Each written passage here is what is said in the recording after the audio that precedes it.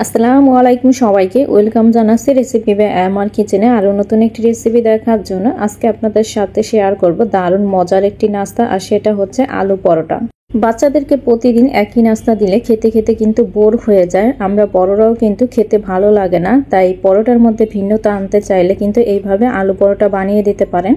সকালে বাচ্চাদের টিফিনে বা বিকেলের নাস্তায় কিন্তু ঝটপট এই আলু পরোটা বানিয়ে দিতে পারেন। এটা বানানো কিন্তু খুবই সহজ আর খেতেও কিন্তু দারুণ মজা, বাচ্চারা খুব পছন্দ করে খায়।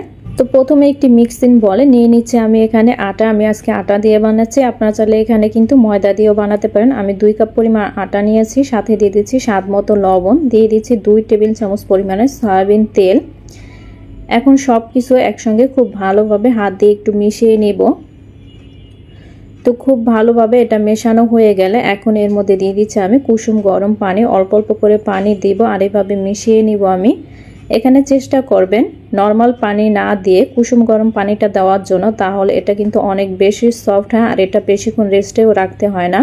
তো আমার আটার ডোটা তৈরি করা হয়ে গেছে, এখন এটাকে একটা সাইডে রেখে দিচ্ছি আর এদিকে আলুর পুরটা তৈরি করে নিব। প্রথমে এখানে 2 টেবিল চামচ পরিমাণে ধনিয়া পাতা নিয়েছি কুচি করে, 1 চা চামচ নিয়েছি চিলি ফ্লেক্স, 2 টেবিল চামচ পরিমাণে পেঁয়াজ বেরেস্তা, স্বাদ মতো লবণ, আর নিয়েছি আমি মিডিয়াম সাইজের 2টো আলু।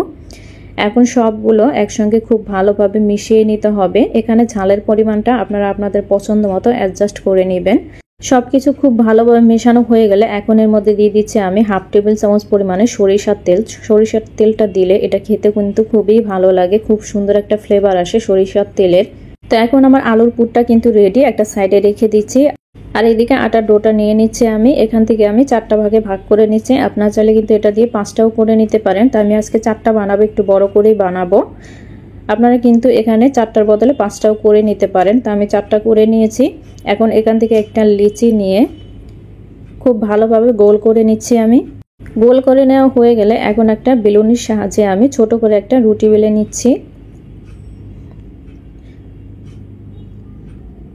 তো দেখুন এটা আমার বেলা হয়ে গেছে, যেতে বড় করব না। এখন এর উপরে আমি সেই আলুর পুরটা দিয়ে দিচ্ছি। আলুর পুরটা দিয়ে এখন সাইড দিয়ে ঘুরিয়ে এভাবে টেনে গোল করে নিব আমি। কাজটা কিভাবে করছি সেটা দেখে হয়তো বুঝতে পারছেন, এটা আসলে বলে বোঝানোর মতো না। তো খুব ভালোভাবে ফোল্ড করে নিতে হবে। তো আমার একটা লিচি কিন্তু তৈরি হয়ে গেছে আলুর পরোটা। তো খুব ভালোভাবে গোল করে নেওয়া হয়ে গেলে এখন এটাকে বেলে নিতে হবে। উপরে আমি কিছুটা আটা ছিটিয়ে দিচ্ছি। এখন এটাকে বেলে নিতে হবে, তবে সাবধানে বেলে নিতে হবে যাতে করে আলুর পুরটা আবার বের হয়ে না আসে। খুব বেশি কিন্তু জোরে বেলা যাবে না। তো খুব সাবধানে এটাকে বেলে নিয়েছি আমি, দেখতেই পাচ্ছেন আলুর পুরটা কিন্তু চারদিকে ছড়িয়ে গেছে আর খুব সুন্দরভাবে এটা বেলা হয়েছে। পুরটা কিন্তু একদমই বের হয়ে যায়নি আর কোনো জায়গাটা ফেটেও যায়নি। তো এটা এখন ছেঁকে নিতে হবে। 2টা পাশে আমি একটু ছেঁকে নেব। 2টা পাশ একটু যখন হয়ে আসবে তখন এর উপরে আমি তেল দিয়ে দিচ্ছি। আগে থাকতে কিন্তু তেল দেওয়া যাবে না। 2টা পাশ যখন ভালোভাবে ছেঁকা হবে তখনই কিন্তু এর উপরে তেল দিতে হবে। এখন এটাকে উল্টে পাল্টে ভেজে নিতে হবে। তো দেখুন এই পর্যায়ে কিন্তু রুটিটা একটু ফুলে উঠেছে। এটা যেহেতু আমি একটু মোটা করে বেলেছি তাই বেশি ফুলবে না এটা একদম। যেহেতু এর ভেতরে আলুর পুর দেওয়া, এটা কিন্তু একটু ভারী করে বানাতে হয়, একটু মোটাই হয়, তার কারণে কিন্তু এটা অতিরিক্ত ফুলবে না, দেখতেই পাচ্ছেন।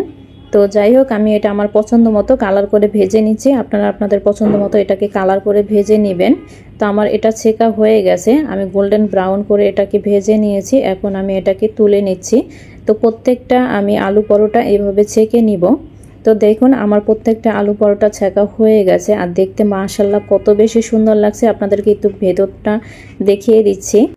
আলুর পরোটার ভিতরে দেখুন আলুগুলো কত সুন্দরভাবে ছড়িয়েছে, একদম প্রত্যেকটা জায়গায় কত সুন্দরভাবে আলুগুলো লেগে আছে। খেতেও কিন্তু আলহামদুলিল্লাহ অনেক বেশি মজা হয়েছিল।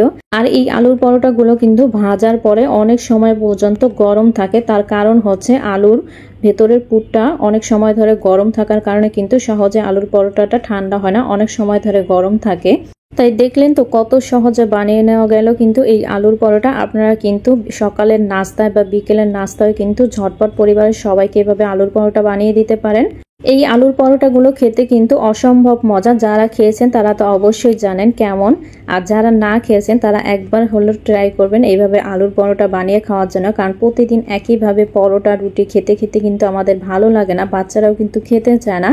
তাই পরোটার মধ্যে ভিন্নতা আনতে চাইলে কিন্তু এইভাবে আলুর পরোটা বানিয়ে দিতে পারেন। তো আশা করছি আমার আজকের রেসিপিটি আপনাদের কাছে ভালো লেগেছে। রেসিপি ভালো লেগে থাকলে অবশ্যই একটি লাইক দিয়ে দিবেন। আর যারা আমার চ্যানেলটা সাবস্ক্রাইব করেছেন তাদেরকে অসংখ্য ধন্যবাদ। আর যারা এখনো আমার চ্যানেলটা সাবস্ক্রাইব করেন নাই তাদের কাছে অনুরোধ করব চ্যানেলটা সাবস্ক্রাইব করে রাখবেন আর পাশে থাকা অল বেল আইকনটিও বাজিয়ে রাখবেন। ভালো থাকবেন সবাই, আল্লাহ হাফেজ।